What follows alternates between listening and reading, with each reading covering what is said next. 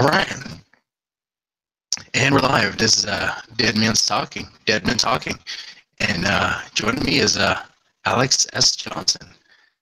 Now, Alex, I don't know if you heard in the previous episode about I was kissing your ass. I don't know. I don't know if you heard that. That's that simultaneously like warms the cockles of my heart and like disturbs the hell out of me. Like, what are you saying that? You know, and I look to you. Maybe it's native, maybe I just like I have an innate trust in the goodness of human nature, but I see all the things, all the E and all. I think for good or ill, here's somebody who's productive. Here's somebody who is into the genre and encouraging people to write, and so I see that as an objectively and positive thing. So I don't know why you would want to draw me out of my lair. Wow, all that. Right. Okay, I'll tell you why I want to draw the Alex S. Johnson out from his lair. There is an interview I did with you on the Deadman podcast on Spreaker. It has to be one of my favorite interviews. And now I'm kind of spinning off doing my own show called Deadman Talking, in addition to the Deadman podcast with the Dynamite Marchese, my co-host. I guess everyone has to go solo eventually, right? Yeah. But that interview was so freaking bizarre. I think even you shared the same sort of sentiment. It was like I bring you on, and we're talking about your work. Mm-hmm. And I remember we talked about your background and what got you involved in writing. But somehow we ended up talking about bears and bear porn. Correct. Like, that's an accurate memory. That's not a false, memory. So definitely not a false memory. Or anything like that, like a probe. Okay, gotcha. So I don't have like fake news or fake memory operating in my brain. Good. Yeah, nothing like that. Nothing to worry about. That's good. I just gotta make sure. Drop the seeds of some sort of disturbing subliminal germ there into your brain. But later you'll be like in the middle of the night, going, "What the fuck? What did he say? What did he mean by brain insert? Like this whole thing, like some giant Canadian hallucination." I mean, yeah, it felt like a hallucination to me, because I was like, okay, I recall the conversation. We did bring bears came up, and then I think something about like maybe there's some ancient tribes or ancient civilization where like bears and women were like, there's some artwork depicting that something about them being involved in the sexual nature, and I just took a leap from there. Well, there was that Jean M. Owl. I don't know how to pronounce her name, but she had the Clan of the Cave Bear, and that was right. I'm thinking of that, and you might be, recollecting some aspects of what we talked about the last time. With, this So when we did the pre-interview or the sound check, you said that we wouldn't. It specifically wouldn't like crossing that line of the tempo. Gotcha. Yeah. It says bear porn and like a line and like women and bears. There are some standards. Civilization must be held. That's right. On the line. That's what I'm saying. For those who are expecting a sequel to the bear porn interview, Yeah. it on the internet. Yeah. Just Google bear porn and you'll be satisfied. And you'll probably run into a bunch of images of heavy set motherfuckers like me, bare chested, and doing things you want to see. Or maybe you do. Bare chested. Oh, good times. Giving them those tweaks, some bear hugs. That's what they do. Okay. So, how are things going for you, man? How are things going? It's been a while since we talked. Well, I'm suffering from anxiety. You know, I've got like hours and hours of brain jellying depression that happens like every day, and I'm, you know, part of it is just that, you know, historically, you know, I have problems in the area, but also, you know, I can't help but think that maybe the president sending out a fake, you know, warning that we're under attack in North Korea, and just this whole kind of aura of paranoia, and like the world is like poised on the, you know, the verge of like devastation, and one man stands between us and, like, you know, the burning wasteland, and he's and he has tiny hands. One man, Donald Trump, stands between us in devastation, complete annihilation. Which I have a visual here. I'll put this up in front of the camera. You got a Trump apocalypse too. That is a very, very. Oh, that looks nice. That looks nice. It's actually new since we spoke, which you know tells me that it's high time that we brought up again, because I don't think this was even, you know, a glimmer in the eye of anybody at that time. No. Now I know Deadman's Tome did a Trumpocalypse. That was right at the tail end of the election. And with the way things were going, I predicted. I mean, I know all the polls are showing that Hillary was going to win. But I was like, no, I don't know. Like, if you see how the rallies look, they look totally different. Yeah. And one was filled with energy. One was filled with, like, fate. And it was like, well, it was terrible. Why give us those choices? Better choices next time. Jesus Christ. Yeah. Oh fuck! Come on. If we can make it out alive with Trump in office, okay. As long as he doesn't push the nuke button or encourage Kim Jong Un to push the nuke button, right? Yeah. Maybe we can get Dwayne the Rock Johnson in there. It's my cousin. He calls me Little Rock. No, just kidding. Oh shit! Oh man, that'll be fucking like random AF. Dude, you realize if The Rock was your cousin, you wouldn't have to be talking to me on a show. No. You'd be rolling in cash, man. Yeah. Alex Johnson's like the greatest writer ever, and everything he writes is gold, and he was just swimming in money like Scrooge McDuck on DuckTales. Scrooge McDuck. Yes. Now that's, you know, it's interesting that you brought up, you know, Scrooge McDuck, because I'm not a Disney fan. In fact, I've always found that there's this like saccharine, disturbingly, it's like maudlin fashion quality, you know, to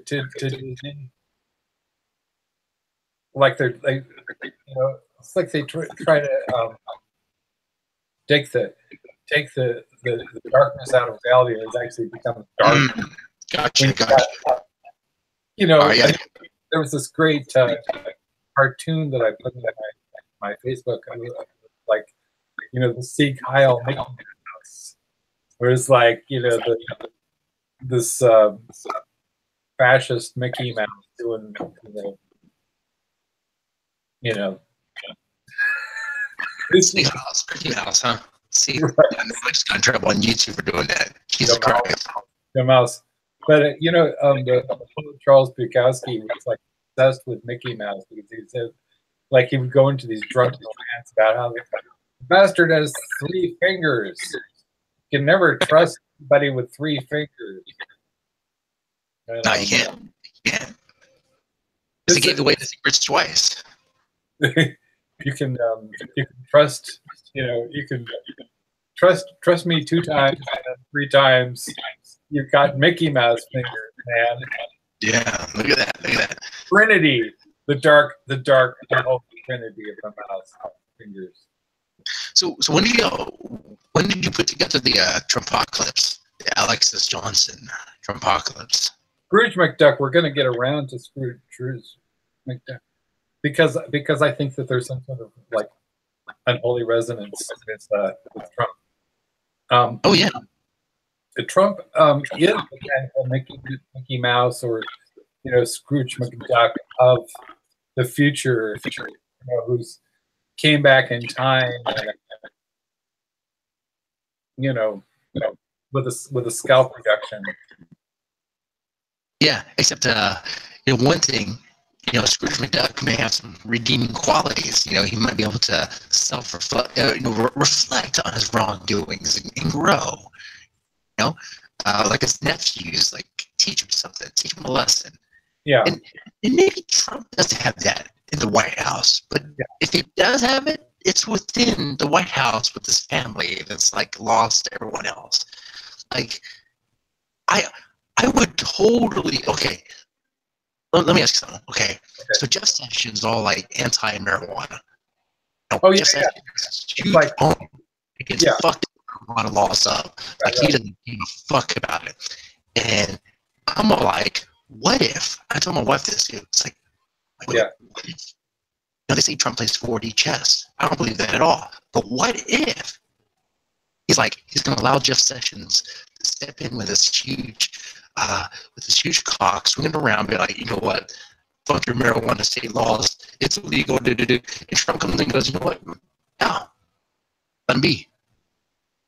I'd be like, God damn, I don't care about the wall. I don't care about your fucking all these other policies. But finally, you're doing something. Jesus, but that's giving too much credit though. That's thinking he can even do that. I don't even see it. I don't see that happening. Okay, I think my brain froze when you had Jeff Sessions whipping it out, or with that Trump. I mean, who was showing his junk and who was ranting about marijuana? Yeah. Oh yeah, you would, and that's a good reaction because we all know if Jeff Sessions did that, well, there wouldn't be anything there to whip around. Yeah, like a little tiny thing, a little nub. But what I'm saying is, so Jeff Sessions has it out against marijuana, and now we all know, right? But now, what if Trump steps in when Jeff Sessions was cracking down the hammer? Yeah, and he says and stops. Yeah. Now, hypothetical. What like if he did? Gone too far, or is just like, what the hell, man? You've got these little dog ears and like this little fucking elf or something. Like Jeff Sessions, weird. Yeah.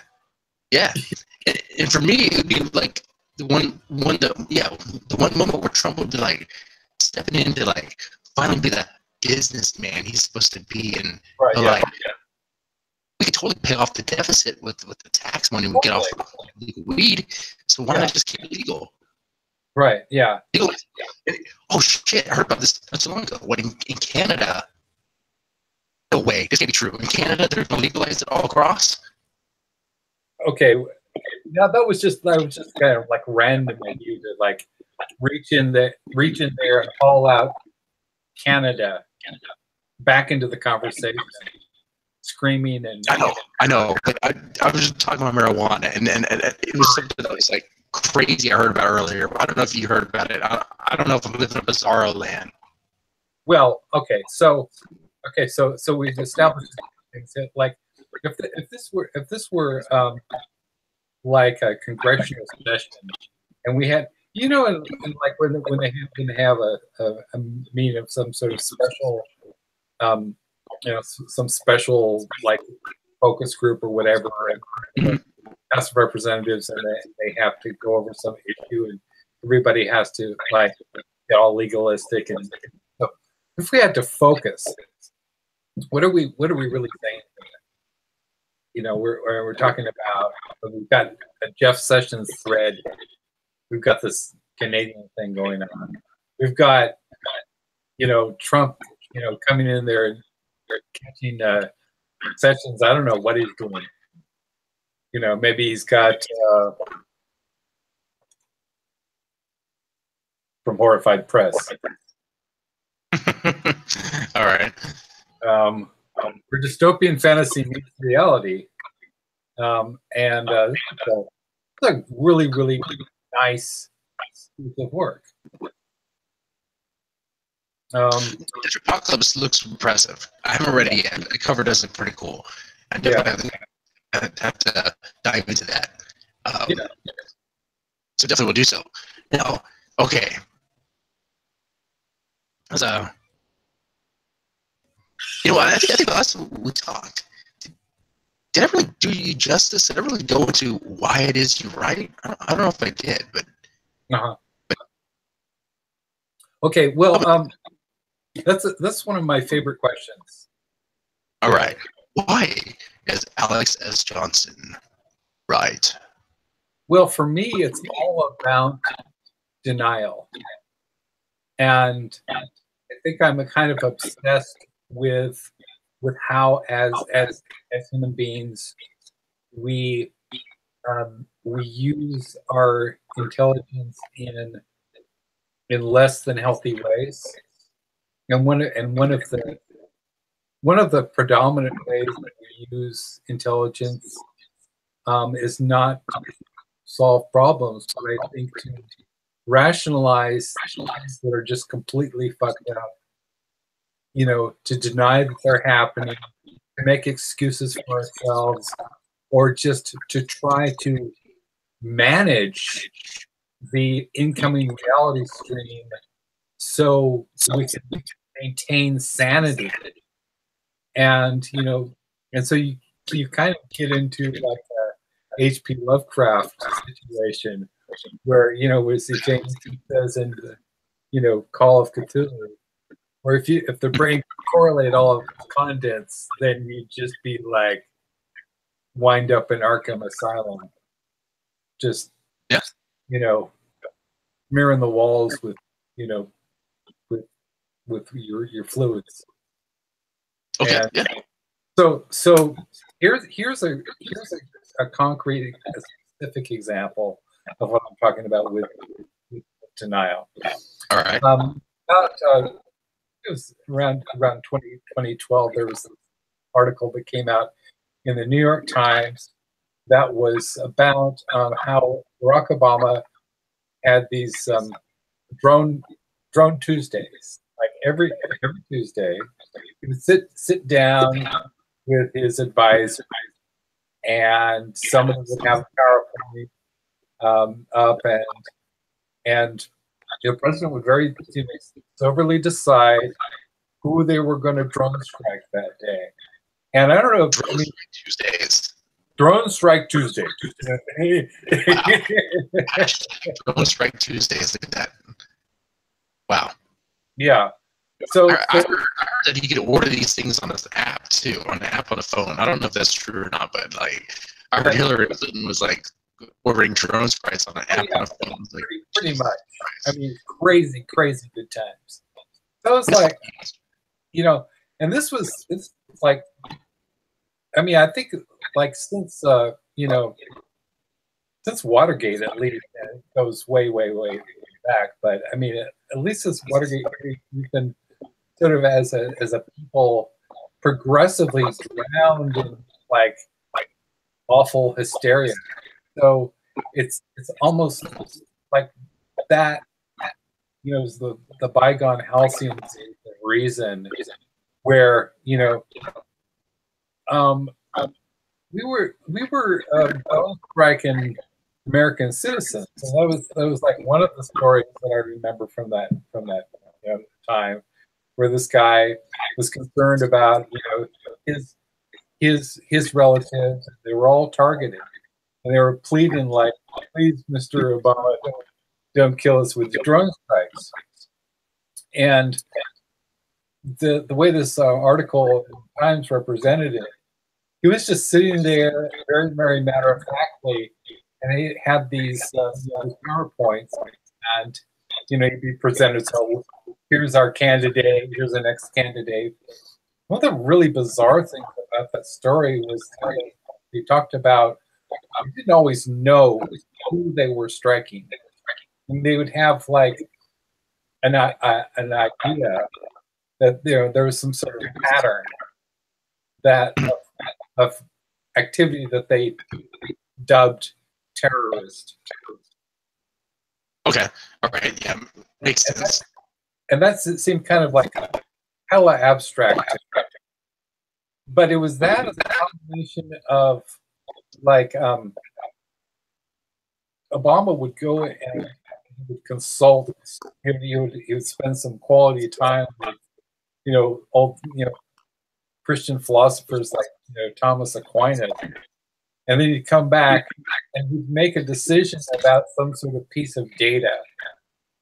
Now, when they've gone through this kind of like a combination of like medieval theology and soul searching and PowerPoint and high-tech presentation, it all sounds very very rational. But then the end point is you have like 100 people being blown up in a wedding party because of some sort of data, some constellation of data that they term terroristic. Now, so I'm like absolutely like terrified by the notion of and a lot of people fall for this. It's one of the big forms of denial now, that if it sounds scientific, if it sounds, has that sort of scientific or mathematical or logical shine about it, that that somehow diminishes or dulls or kills the inherent horror of what you're doing. When you're like killing not just one person, but you're essentially killing an abstraction who is a person. Somebody presses that button, then that actual person is blown into 1,000 pieces, and everybody within 100 yards standing around them gets blown up. And then all these, you have, so I just imagine like absolute reeking like insanity of this. And then just to be sure, they'd have another drone strike, just to sort of like double tap that shit, just to make sure that everything is completely flattened. Yeah. So that definitely does happen in Obama. Damn, I mean, the drone strikes shot up when Obama took office, and I'm pretty sure they're still pretty high with Trump there too. But yeah, they carpet bombed the motherfucking Middle East with drones and whatever. I mean, Obama targeted a fucking hospital. And because of activity on a phone that was crazy.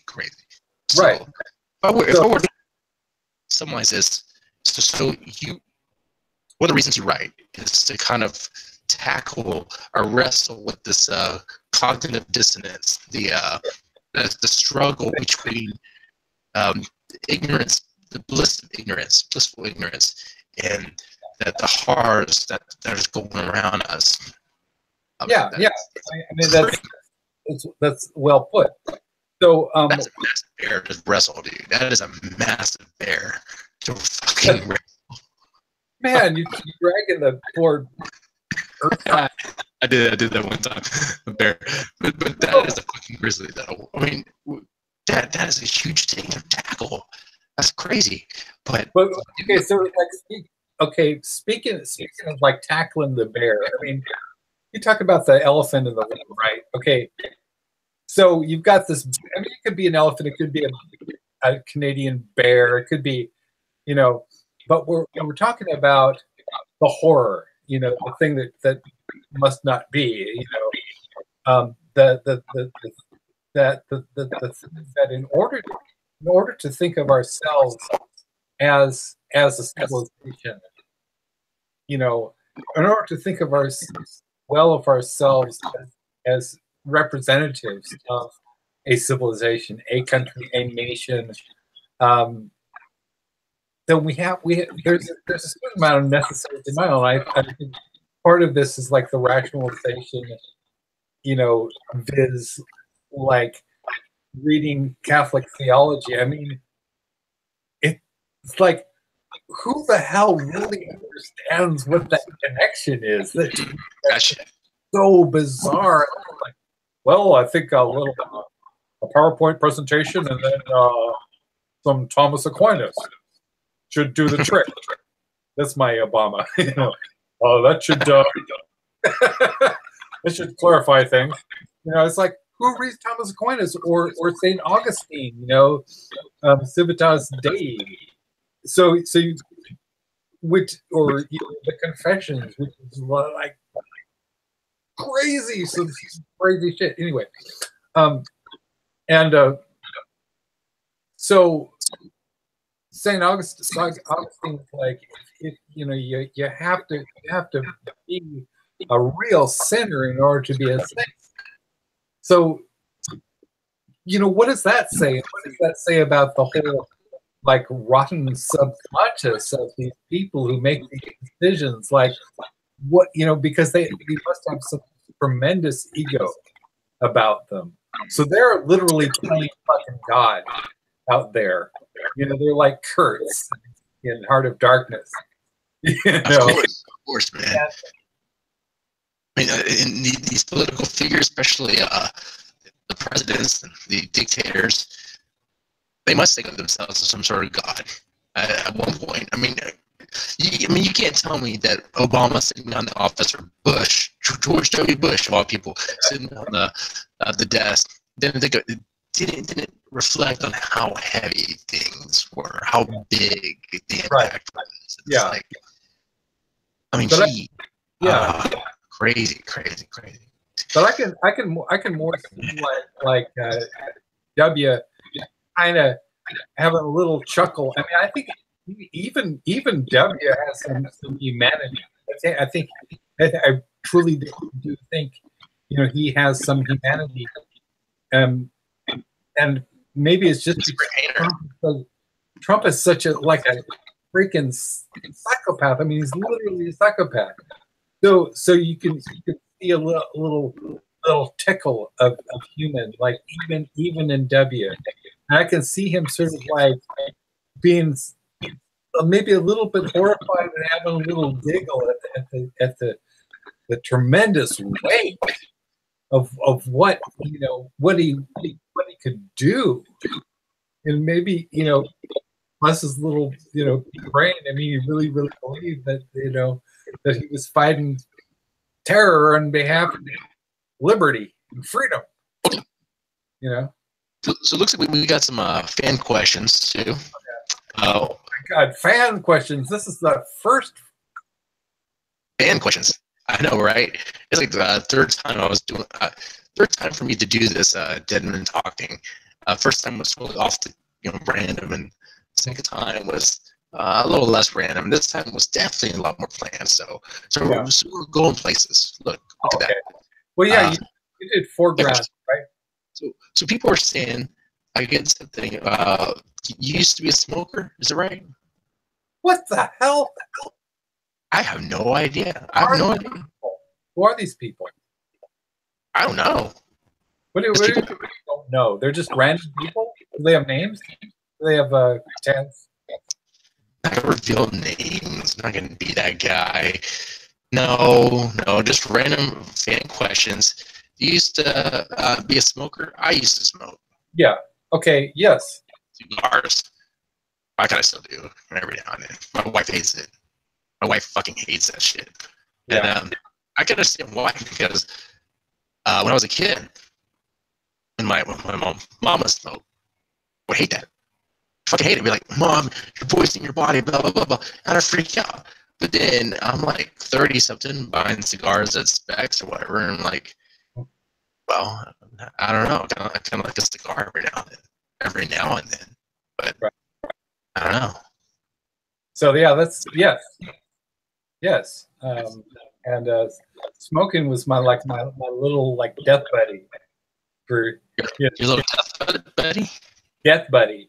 It's like, you know, cigarettes are the worst. I mean, I really, really, you know, understood a lot about the psychology of, you know, addiction. Can tell you a lot about your primary relationship to the universe, you know, and it's like having an addiction. It raises the question of how much are you willing to sacrifice your autonomy for a parasite that's killing you? You know, Gotcha. because you feel like you don't have any other real friends, you know. And can you honestly, how many years can you look at yourself in the mirror and go, I'm a host to little death parasite. This is my only friend. Really, Alex? Really? You know? That is a pretty big way to look at that. I mean, all right. So I take it. I mean, you take that approach to smoking. You definitely don't want to let it smoke anymore because well, you're hurting yourself, hurting your body, and it's like, do I really want to be a slave and be dependent on this? Yeah, it's a profound question. Yeah, I mean, you know what? If I remember correctly, talking before, I don't think you dabble in marijuana every now and then.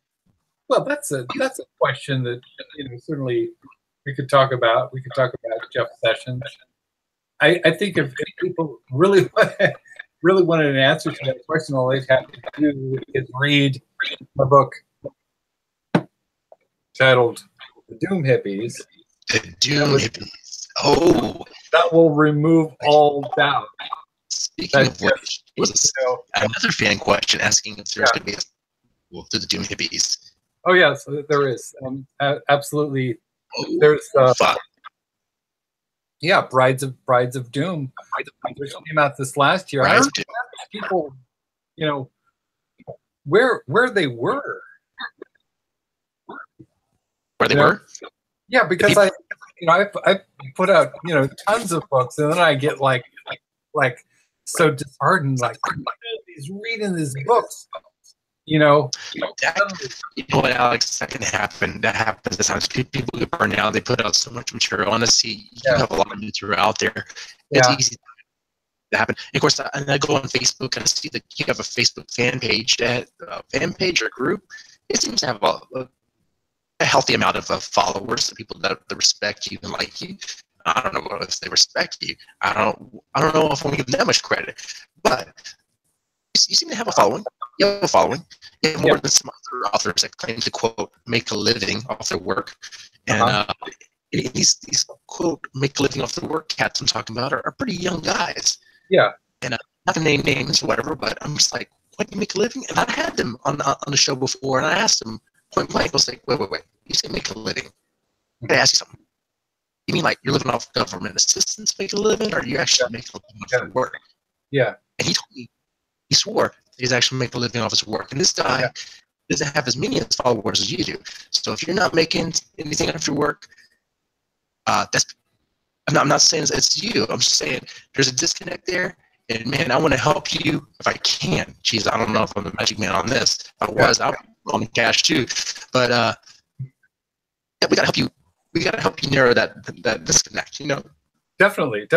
I mean, I think that's really glad you brought that up.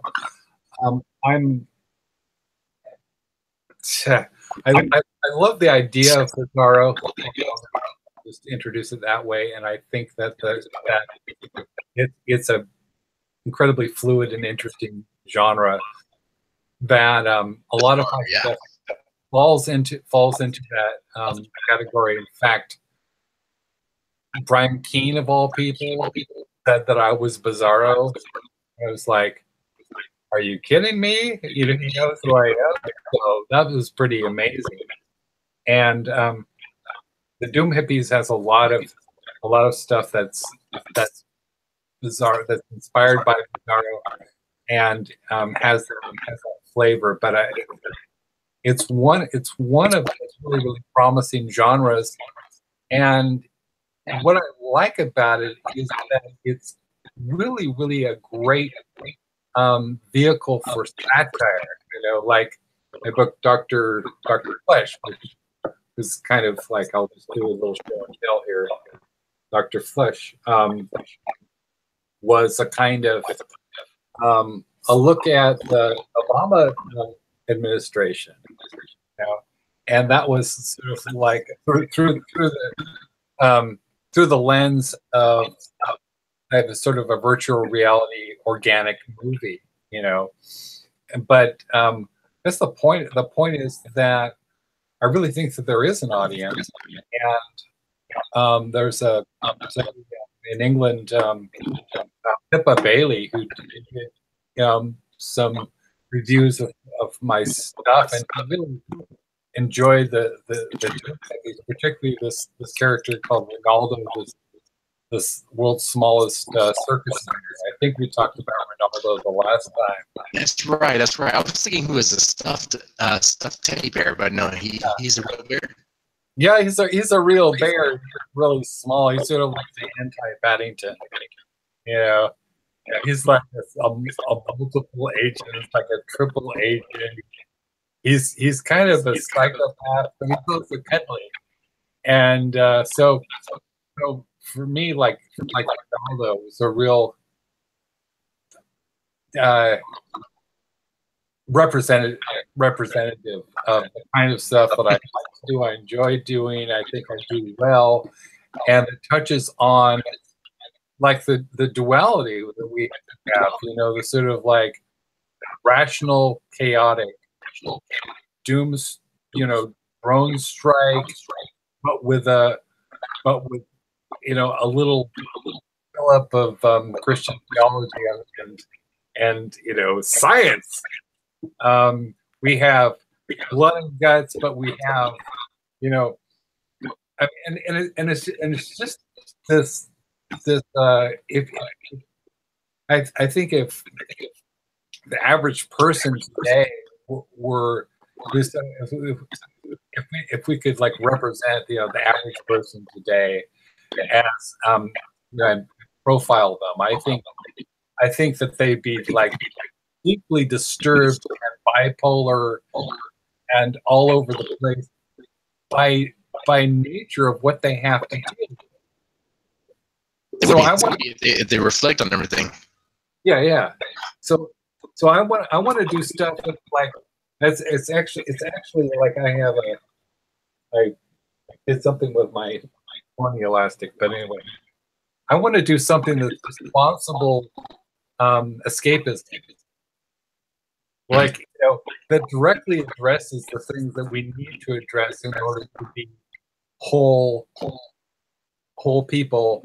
At the same time, I want to give you a little release. It's just like it sounds like Mr. Johnson. It sounds like you take in a lot. Like, I'm not a therapist. I'm not your psychiatrist. I can pretend to be, but I don't know. It sounds like a reflecting on, I guess, the grand scheme of everything that's around us, the world, reflecting on everything, trying to take it in and be super aware of what's going on around us. Man, that can be super wrecking.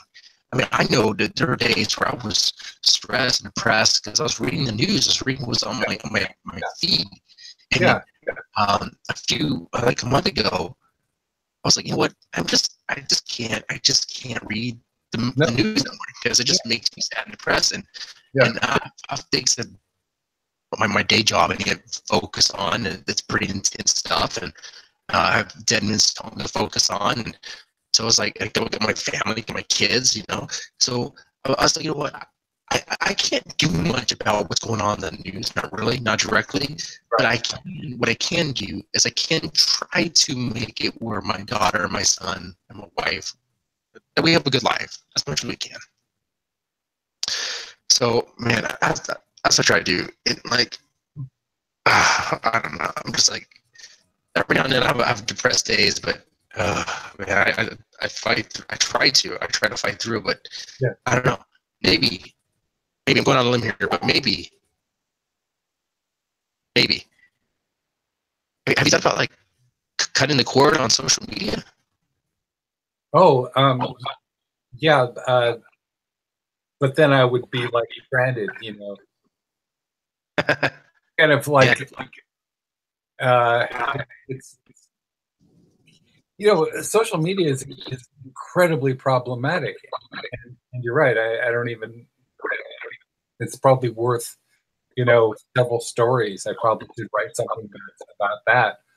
And it's dark as hell too. I mean, you have like people living in their cars working for Amazon, and there's a whole series of articles from the Guardian today about that they're investigating the United States as far as like poverty and just these horrendous, you know, places that people wind up. You know, when you just consider the enormous brain scraping wealth of Jeff Bezos, and then the people who are working for him. I mean, there was an article, one of the articles that was investigating this guy who wound up like this homeless guy who wound up dead in an Amazon dumpster, you know, and it's just like this extraordinary disparity. I mean, talk about the cognitive, you know, dissonance. So at the same time, you know, I don't want to bum people out, but I do think that there's a place for literature, not too pretentious a term that's it's serious and escapes. You know, that's okay. You know, that can check off both boxes. And when I think of the people that I respect the most, the writers that I respect the most, and that I think are like real heroes. I mean, Kurt Vonnegut Jr.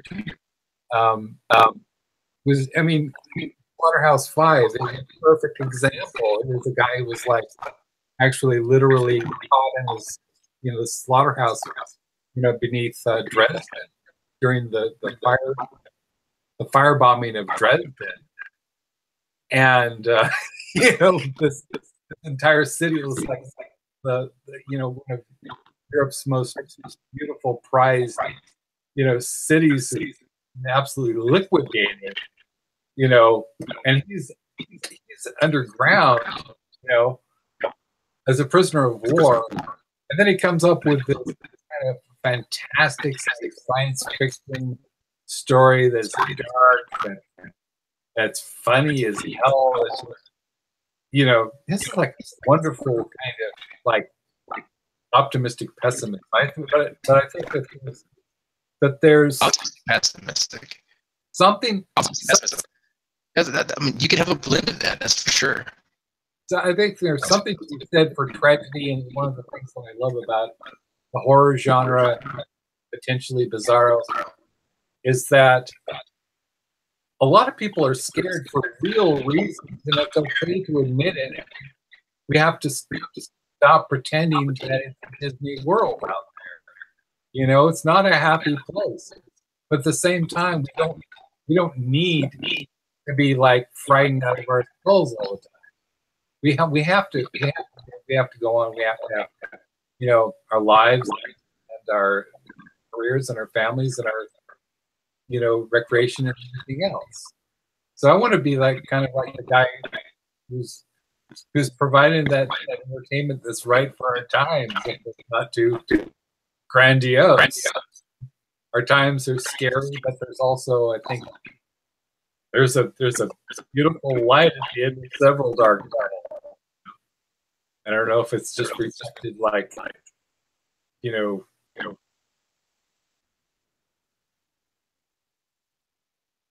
Black Death, or even like you know, um, you know, the implosion of some star millions of light years away. Okay.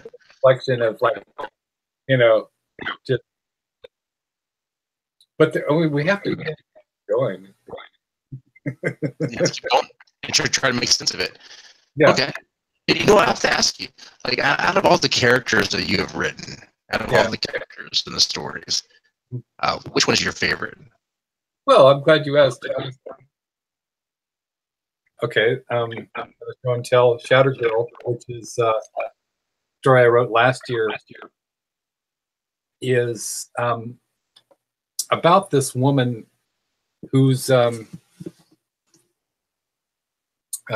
name is Charlie Morgan, and she's this kind of like genius psychopath homeless woman whose agenda is to teach other women about their greatness as women and their rights, and sort of like smack them out of their denial. You know, so I know a lot of women. I mean, it's an epidemic and deeply sort of, you know, ingrained in the structure, you know, of our society now. There's a lot of women are in like really abusive relationships, you know, and we've just only seen the tip of the iceberg with, you know, all the stories that are coming out of Hollywood and, you know, things like that. So she tries to identify the abusers and their victims and give them sort of shock treatment, you know. But she's absolutely insane. So she finds this woman, she follows this woman, sort of like this suburban soccer mom whose husband is this lawyer, and he's cheating on her, and he's, you know, he's kind of an evil douchebag, but he's all right. He's just sort of like a everyday evil douchebag, you know. She doesn't have any problem with him, you know. She has children, they have a life. But this woman, this is sort of like because she's detached from society in a certain way, you know, and she wants to punish people. She thinks that she can be, you know, a one woman, you know, judge, jury, and executioner. She takes this woman and kidnaps her and takes her below the streets of Sacramento, where there's this miles and miles and miles of sort of Civil War era tunnels that it's absolutely amazing place. It's like these sidewalks that are actually like have tunnel that are tunnels, and they go back to the late 1860s. So, Kenya. Hold on one moment. I got to take care of something real fast. One moment. No worries. No worries.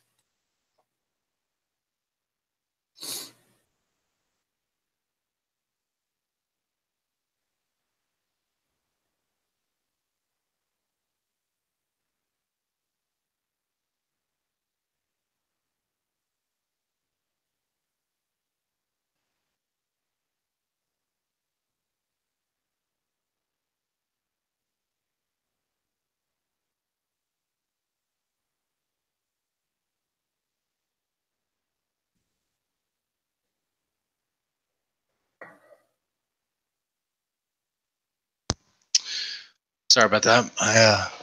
My son, he guess he had a night terror or something. Oh, I'm sorry. Okay, is he okay? He's all right. He's all right. I guess talking about these deplorable characters is. Yeah. Yeah, well, I don't want to contribute to anybody's night terrors. I certainly understand what that's like. But so I was kind of. What you did, Alex. What you did. What you did. Are you proud of yourself?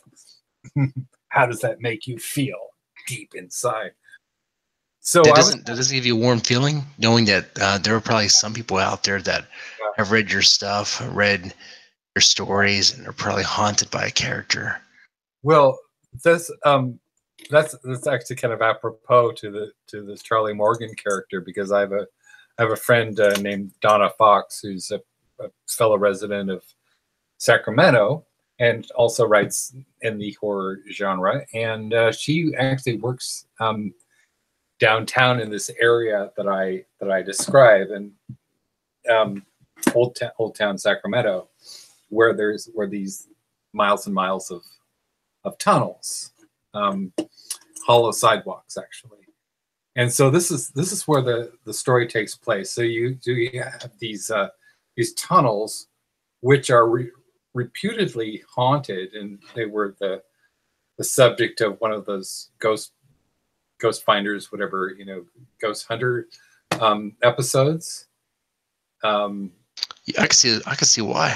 Yeah, and when I was actually like, I stumbled on this by accident. I actually didn't know about these tunnels, but it turned out to be absolutely perfect for my story. So considering that they raised the level of Old Town Sacramento 25 feet because we're having these tremendous floods, and it was during the gold rush era. So we had all this like slag that was filling up like the Sacramento River and causing the banks to overflow. And then we had this tremendous like a 12-week storm went on and on and on, and like everything flooded, So they literally like raised old Sacramento 25 feet. They jacked it up and they packed it with dirt. So then that created these sort of hollow spaces. And then you had like opium dens and brothels and all kinds of stuff that they had. So this all kind of illicit trade that was opened up because you have these tunnels. So I was just like, fantastic. So what if I had this woman, she's been kidnapped by this psychopath, who's trying to teach her a lesson, and then I add like the prospect of flooding. So you're underground,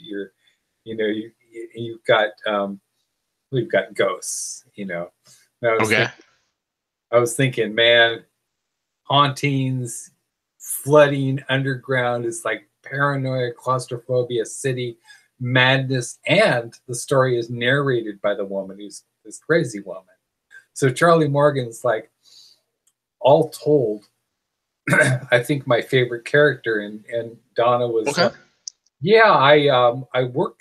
She works in that area, and she goes to this mall where this this woman is kidnapped. The main character is kidnapped, and she said, man, that's harrowing. She used the term harrowing because she says, I can imagine myself being that woman.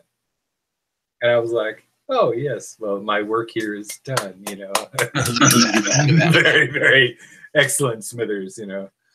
As soon as you get anytime you can get a reader to connect with a character and feel for it, that's winning. Yeah, it's winning right there. Do you have an excerpt that you would like to read? Yeah, I could.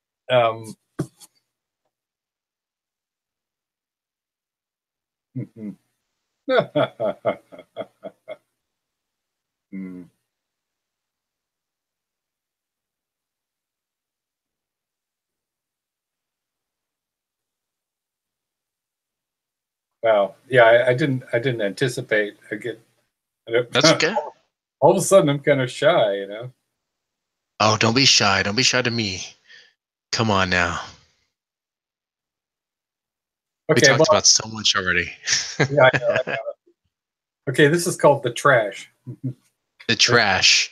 The Trash from Oh, it's Shadow the trash? Like trash people? Like my family? Are you calling my family trash? Sorry. It's maybe a little bit. It's a Charlie Morgan is the character who's speaking. Oh, Charlie Morgan. Okay. Morgan, All right. so the homeless character. Okay. Spit, split, spatter, splatter, and all that trash. What do you Yeah. see? Look at me. Wreckage. Something split, broken, bent. A sorry tale of society's butt ends, piled up by the roadside, or huddled under the concrete pillars of highway on ramps covered with leaves and dirt. You'd think they were junk if you saw them at all. Or outside shopping malls with a cart they push on squeaky wheels to the end of the sidewalk. These squeaking sounds do not summon the grease, although occasionally the police show up to protect the wealthy in their lattes from the homeless woman and her predations. The baggage turns around again, doing that Sisyphus shuffle on flat ground in high heels, filched from a department store dumpster. Her center of gravity lies in her stomach, which resembles a bowling ball. The wheels stick. She grunts. Hey, lady, you're walking funny. My response would be, muy Clint Eastwood, well, at least I'm walking, kid. I'll hobble if I have to. Hey, can you drive a shopping cart? Anyway, sometimes dresses, inappropriate to the weather, green winter coats with red fur collars kind of thing, and definitely for all occasions except homelessness. Wrong, wrong, wrong. Because, folks, that's what we have to fucking wear. We're trash and we own it. And on some days, the clothes are absolutely perfect. Don't turn your head. That's rude. Rudeness will cost a bitch. So that's this lady who we hear from the first time, and her monologue is directed at the woman that she's kidnapped, who she's got down there beneath the streets of Old Sacramento, and she's telling her about herself. Essentially, I'm this woman you see every day, but you don't see me because, I'm invisible. I'm trash to you. And so this is like, I guess, literally trash talking. It literally is trash talking coming from someone who is deemed as trash to someone. Yeah. Okay. Look at that. Many layers to that. Yeah. So I take it, and you probably mentioned this before, but I take it that you have done research, maybe I don't know, hung out, or definitely spent quite a bit of time, maybe with with the homeless and. No, I didn't. That was actually sort of, I mean, a lot of what I write, all the details are from real life, but Okay. that was actually from when I lived in Torrance in the South Bay, in LA, and there was a lot of homelessness there. So I lived across the street from this strip mall on the Pacific Coast Highway. So there was a lot of transients, would come through, and because it's nice there, I mean, considering, and we had a couple of characters who were like this lady who was she had this kind of like very sort of upper class sounding British accent, and she seemed like charming at first, until you spent like 5 minutes with her, and she would always sort of, she was like chain smoke like a fiend, and very Okay. sort of elegant, and yes, and making all these sort of like references to politics or literature or whatever. And, you know, she seemed like somebody from another better world.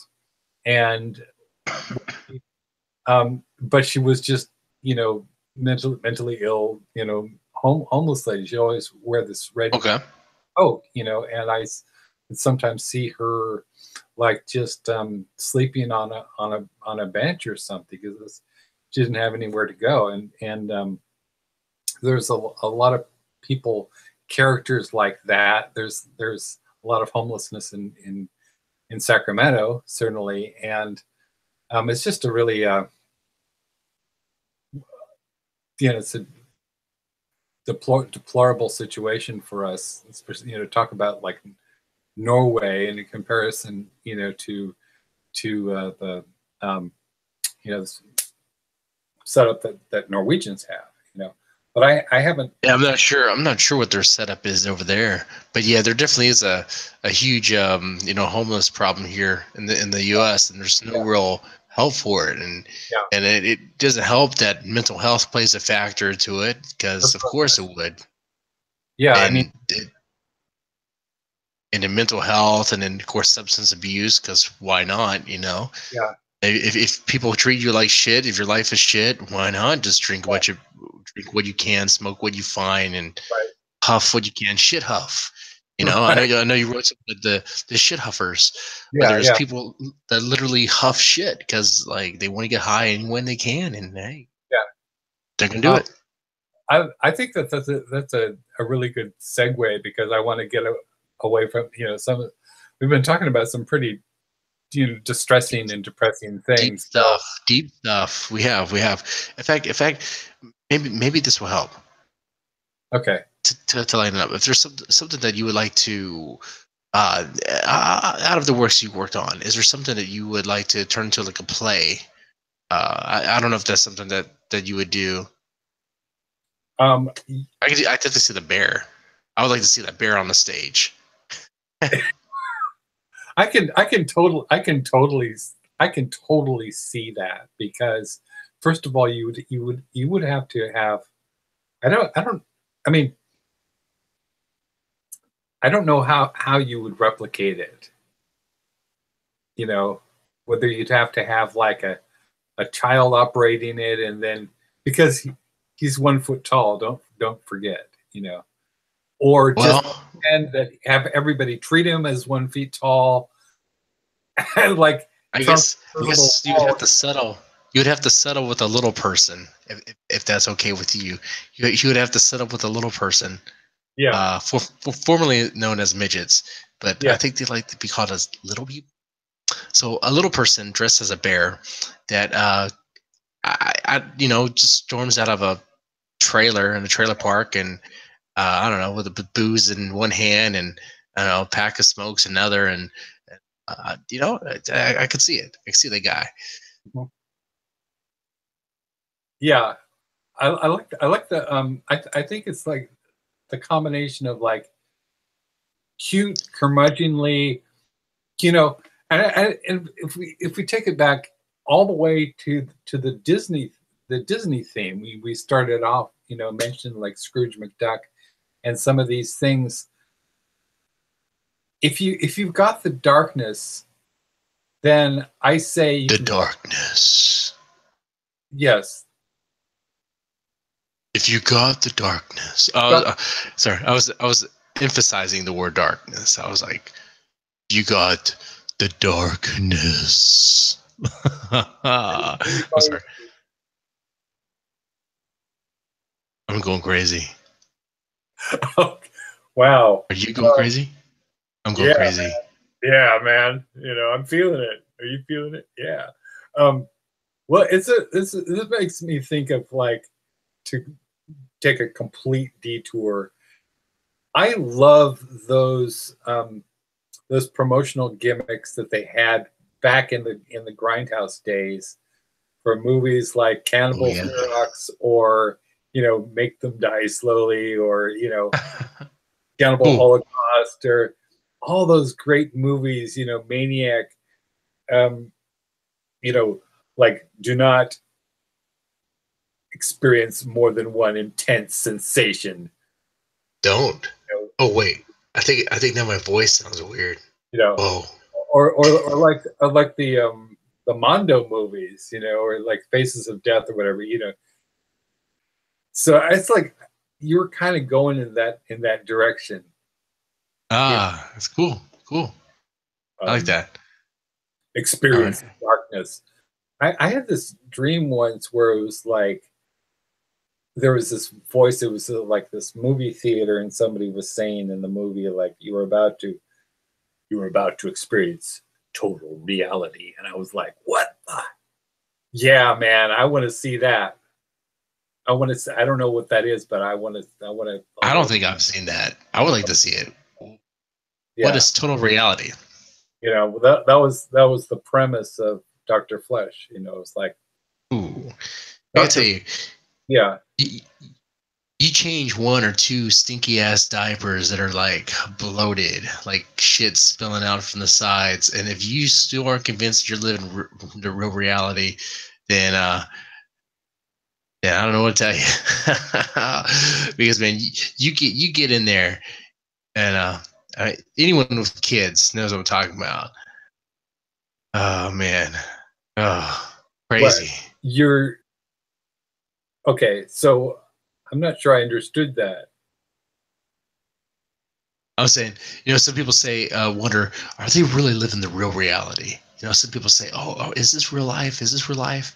Like, let me tell you something. If you have kids, and if you have a little girl, little boy, and they ever have the blowout, the huge ass diaper blowout, where the shit's coming out and crazy, and you have to clean that stuff up.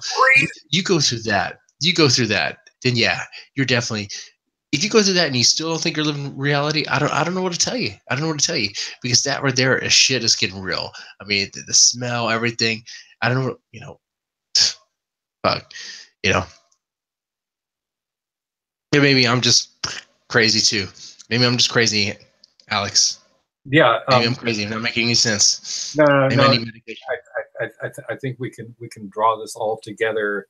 You know, like a drawstring bag.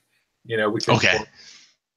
You know, we could stuff bears in there. We can stuff shit huffing in there. We can stuff Trump in there. We can stuff, you know, Baby shit. Baby shit in there. um, Okay. you know, and I'd like to think, you know, I can be facile. I can flow with situations. That's why I enjoy your style, because you know you throw me some loops and it's okay. You know, you aren't like all like uptight about having a list of questions and a whole kind of call, and we're gonna be, and here we are with Alex Johnson. We're gonna be talking about bear poop, and no, you know. No. I'm very much off in my natural form. I'm very off the cuff. Like, um, pretty much the moment it pretty much pops in my head is the moment I ask it. Yeah. That's why I told you in the beginning. Like, you don't have to worry about me. I don't have any weird agenda or anything like that. Some Yeah. people are planners. Some people like to plan. They plan way too much. My planning is with my day job, which is pretty intense. So I just want to relax. I just want to have a good time, and um, that's basically it. In fact, I know we talked about some heavy stuff, Yeah. and you wanted to move a light, and you know what? I agree. Let's move a light. Like, Okay. all right, so come on. So what are some positive things? I know we could talk about some negative things, positive things, positive things. Right. Positive things. Positive things. Well, I think of like humor and laughter and absurdity as very, very positive things. You know, we can always use some laughs, and whether we're talking about like bears or um, Some loops. Yeah, bears. I just thought I'd let that float in the atmosphere as an experiment. Bears are pretty positive. You can have Yeah. bears out there. You can. You can go, yeah. Bears are very comfy, and they like to hug you, and they make you feel good. And Yeah. to my wife, if she listens to this, no, I'm not gay. I'm not coming out of the closet. She'd be like, "What?" You're like, Uh, no. I mean, I like bears, and Gotta hide my identity now.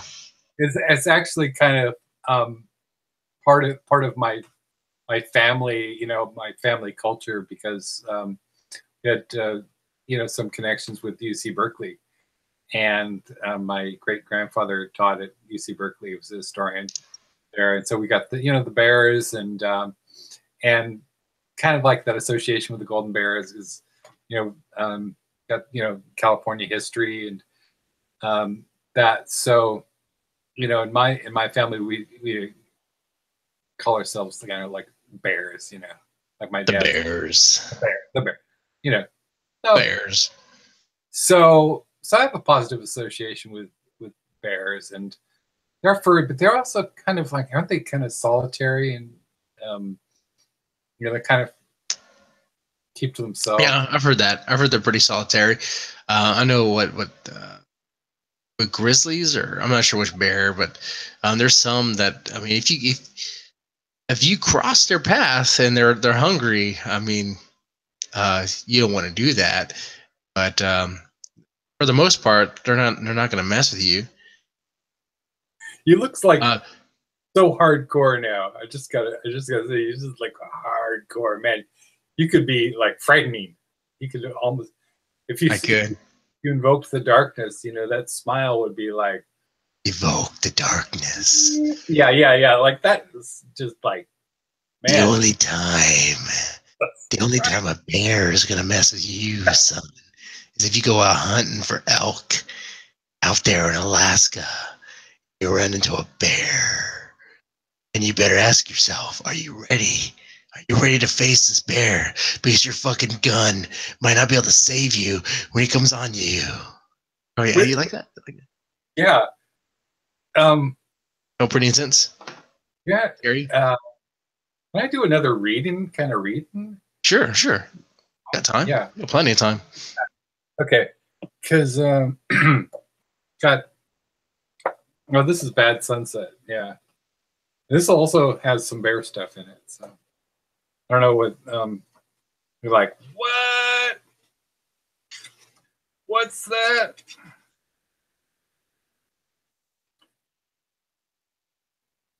Bring on the bear stuff.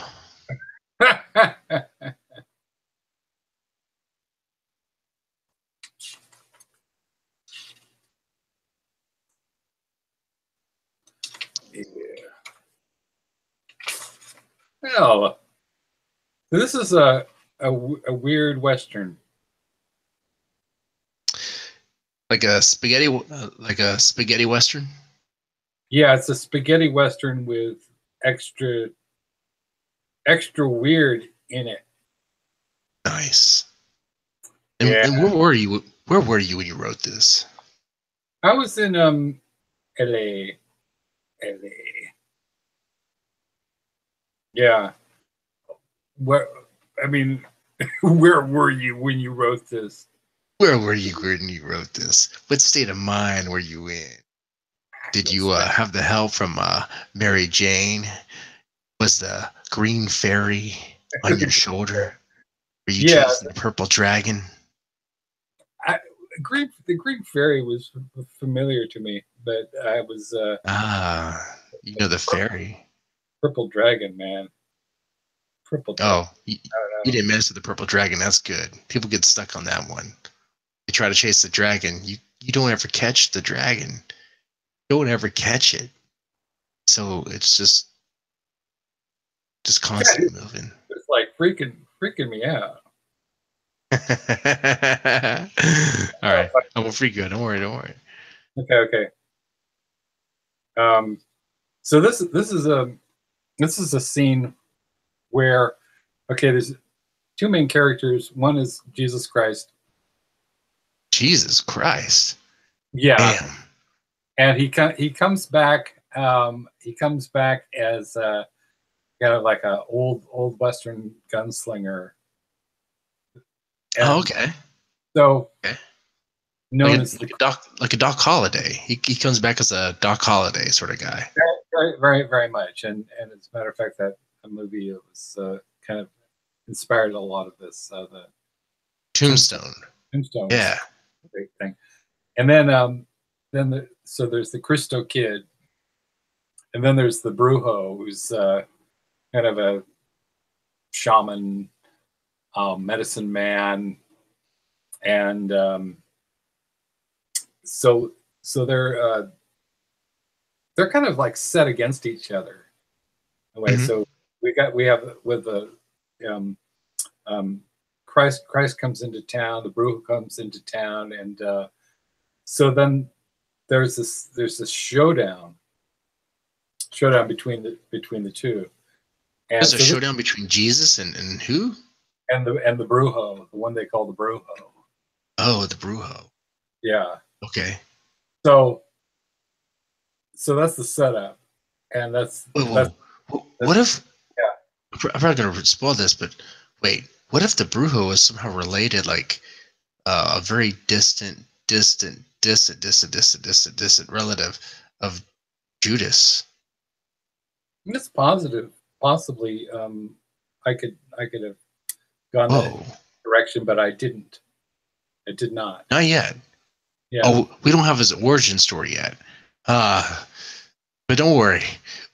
One day Hollywood will pick this up, and they'll get you a movie deal, and they'll take care of all that stuff. Don't worry. You'll have an origin story and all that. Anyway, sorry. Yeah, no worries. Well, I wanted to do this as a graphic novel, but with the idea that it would be a screenplay and also a movie. And I had the soundtrack. I wrote the theme song, and so it had a lot of like cinematic things going on. You've got the sheriff and Mayor Shrubley and the mayor, you know, and they're talking about how they're going to set these two up. Okay. So it starts out. Mayor Shrubley winced as he gazed at his own reflection in the mirror. Everything about his new look was wrong. The handlebar mustache looked trite, an affectation. The romantically waxed upturned ends on careful consideration, ridiculous. His eyes looked wet, pink, and roomy, not like his paws, who stared down at him from the portrait hanging over his desk. Stoic, isolate, a killer.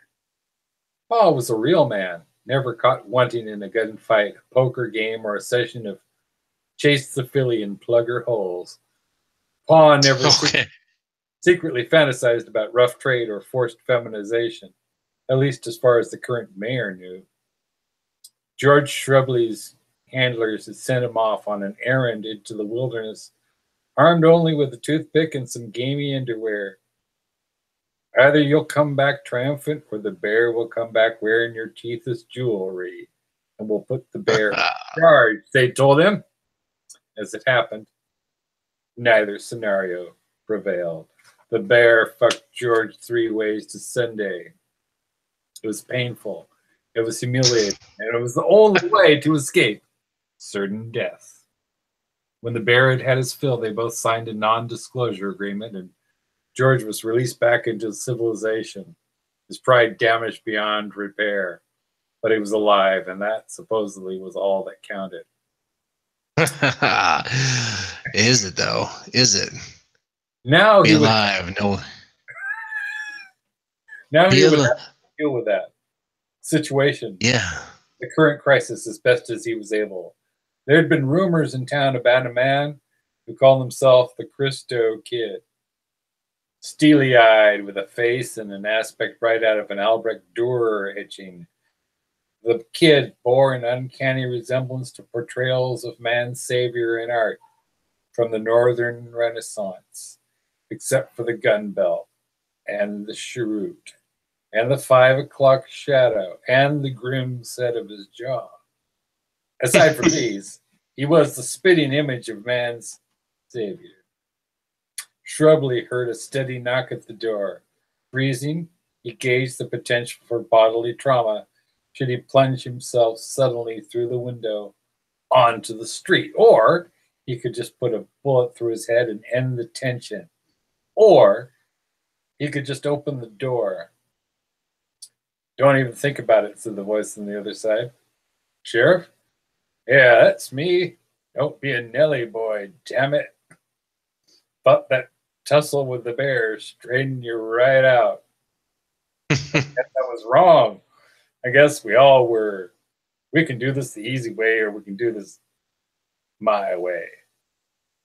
But my way means trouble. Come on, Sheriff. I didn't realize it was you.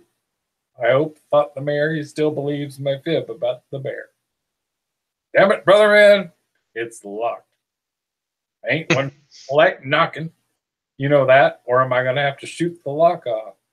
No, please don't do that, squealed the mayor. I just had it installed, and that door is all the way from Dusseldorf.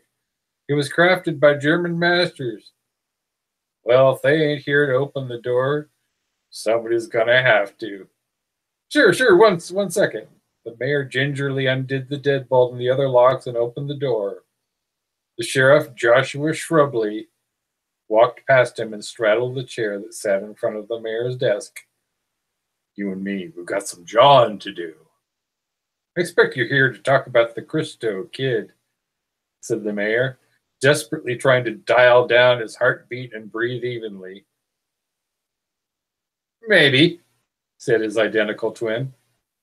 What do you mean, maybe? Asked the mayor. Isn't that why you're here to see me? Yeah, I could just be fucking with you, said the sheriff. Oh, don't get your panties in a bunch. That was a joke. And get off the desk. You look like a damn pansy afraid of his own shit stream. Damn it. He knew what really happened with the bear. The mayor stepped back off the desk and assumed what he hoped was a manly, non-committal expression. Yeah, he said. Yeah, said the sheriff. The mayor gestured to his humidor. I've got some good cigars in there if you care to smoke one with me. Or we could skip the dick measuring contest and get down to brass tacks, said the sheriff. It's up to you, said the mayor, who knew exactly how many inches the sheriff was packing. The only point where the twins differed physically. His brother had considerably more. Look, we've got some trouble in town, said the sheriff, and I can't handle it by myself. Yep, said the mayor. Got a slate board or something to write on, said the sheriff. I think we need to make a running list of the troubles in town. Maybe we could put our heads together and come up with a decent solution. But we sure as shit ain't going to do that if we can't keep our focus on the task at hand. And I don't mean polishing our knobs thinking about a certain bear. I'm with you there, said the mayor. Damn you, he muttered under his breath. The bear had spilled the beans anyway. So that wasn't really about the Brujo and the Christo kid, but it kind of sets it up. But it was about a bear. It was about a bear. So it ties into. So look at that. It ties in. So far, we've referenced Shatter Girl, Bad Sunset, Trumpocalypse, Brony's Gone Wild, Dr. Flesh, and the Doom Hippies. So that's a lot of good plug-in, I'd say. It is. I'd imagine so. Yeah. You know, one thing I want to ask you, Johnson. So, with Trumpocalypse, is that Johnson? Is that just Mr. Johnson? Mr. Johnson. When you worked on Trumpocalypse, yeah, was that just you by yourself? In the dark. Because I understand you also I could put together anthologies, right? It was the first anthology that I was asked to put together by an outfit called Horrified Press, and they did a lot of anthologies and a lot of stuff. They also do the Lovecraftiana and the Schlock webzine and the Schlock Quarterly. So So they're responsible for a constant stream of speculative fiction product. And for some reason, the guy, Nathan Relwork in London, this was shortly after the election, and he messaged me on Facebook in a state of panic, and it was like, look, mate, I don't, you seem like, the one to edit this book, it's like, what are you babbling about? It's like, well, it's called Trumpocalypse. It's about, it's a fiction about the, what's going to happen to the world. And this man takes office. And I was like, and for some reason, he seemed to think that I was the one to do that. Look at that. So that was how I started out. And it's very straightforward working with Nathan. I put out a call for submissions, and I solicit for the anthology, and then I, accept or solicit the stories and accept them and edit them, and then put them together, and he puts it out, and it's very, very, very streamlined. There isn't any problems with. Okay. And was it? You too did a Trumpocalypse, and somebody actually messaged me not too long ago and said, "Were you aware that there's this this other work?" And I was like, "Yeah, it's Deadman. Don't worry about it." Yeah, when I was working. When I did Trumpocalypse, someone messaged me and be like, "Oh, we're also working on Trumpocalypse." I'm like, Trumpocalypse is going to be a pretty popular name. Unless you copyrighted it, it's going to be a pretty popular title, so get used to it. That's pretty much what I told him. Yeah. In fact, I didn't mean to negative by that. All I was trying to say is, look, hey, if your Trumpocalypse sells, there's a good chance that mine can sell as well as a crossover, because it's going to be a feeding frenzy. And there you go. You never know, how far that feeding frenzy will go. Will carry you. And so was Trumpocalypse a paying thing? Like, what was it? Was it like for the love or exposure, or did it pay in royalties, or? Yes. Yes, to all of that. I just love, kind of messing with you, because, that was royalties. It pays in royalties, Royalties, yeah. And you know what? That's a fair way to do it. I mean, sometimes small presses can afford to pay outright, but you know what? At least you can pay in royalties and keep track of the bookkeeping, and that way everyone wins. Everyone wins. Hopefully. I can't let this podcast go down without at least a nod to Chunks. A nod to Chunks. So I think I heard about that one. Is that the one about the puking? No way. No, I mean it's.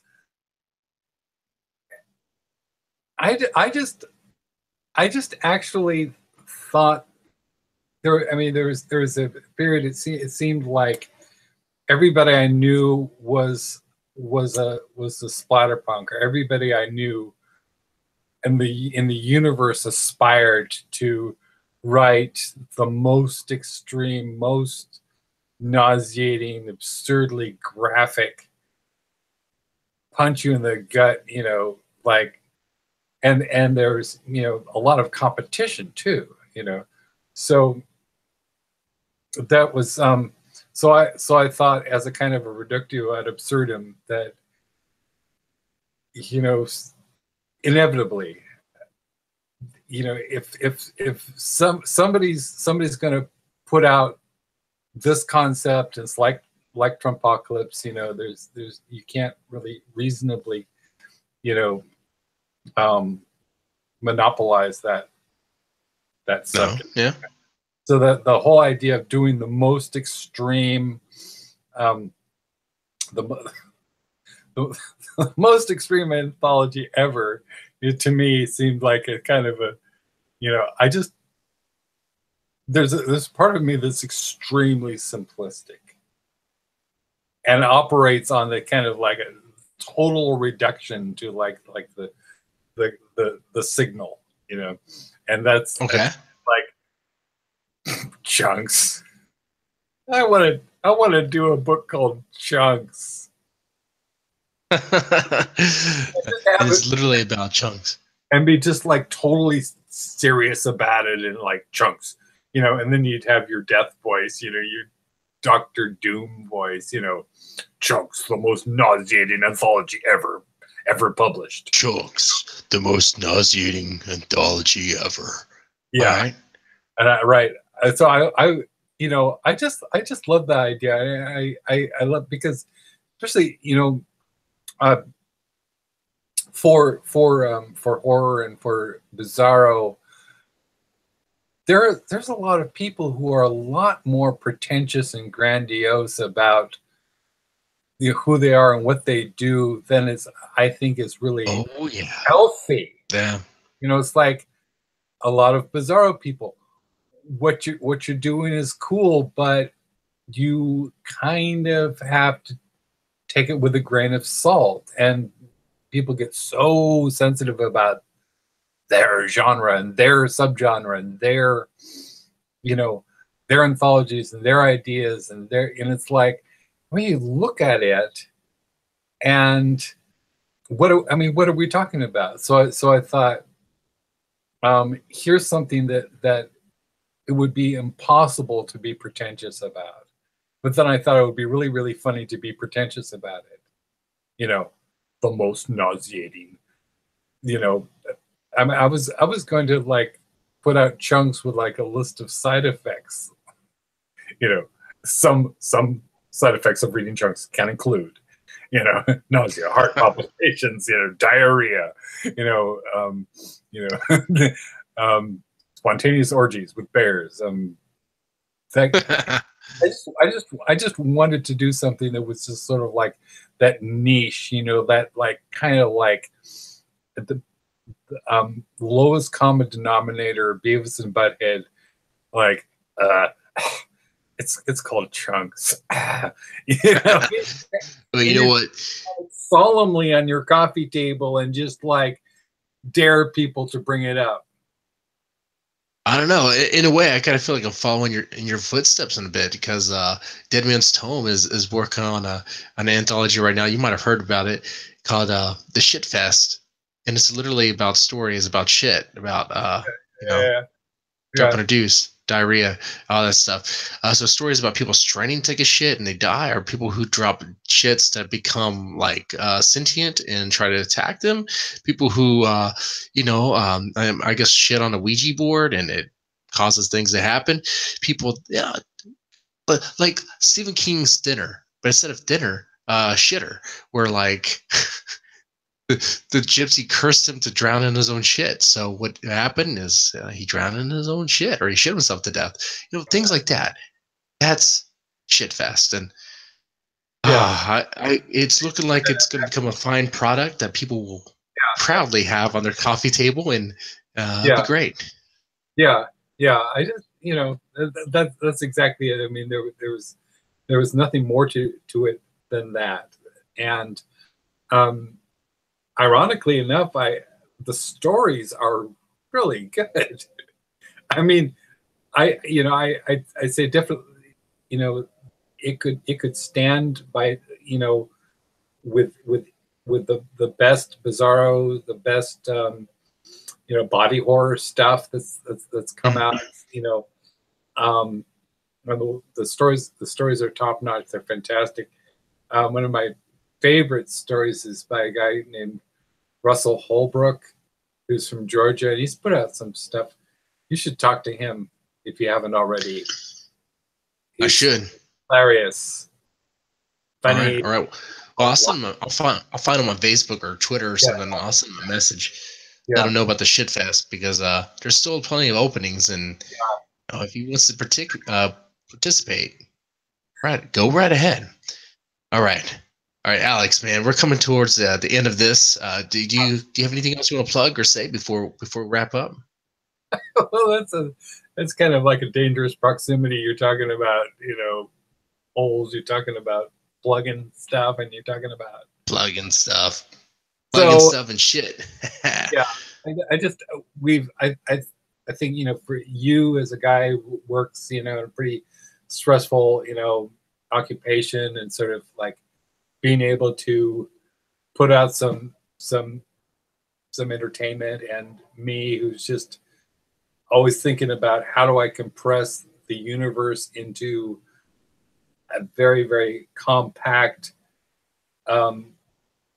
edgy but cuddly but dark but furry little mirror symbol Mhm. of everything. So we'll be having this conversation. This conversation will continue. I think we've got to Oh, get it will. It will. There's just not enough time. There's just not enough time. and I really do enjoy. I enjoyed the last time we talked. I enjoyed this time because it's very easy to talk with, and I just feel that I can sort of be myself, and you really get some insight, for good or ill, into my workings, and they actually make more sense to me when I talk to you, and they don't seem quite so, I mean, they are insane, but there's a method there. So, Well, now I feel a little bit better about myself. My ego is a little bit deflated now. Thank you. yeah, Thank you, Alex. thank you, Jesse. So, Hey, it's no problem, man. All right, for those watching, if you made it this far, press the like button. If you made it this far and didn't press that thumbs up button, what the fuck is wrong with you? yeah. I mean, seriously, come I'll on. send my cousin Dwayne the Rock to your front door. Yeah. Punch Look at that. Look at that. face. Not really. He's not really my cousin, but you don't know that. All right, man. You take it easy. You too.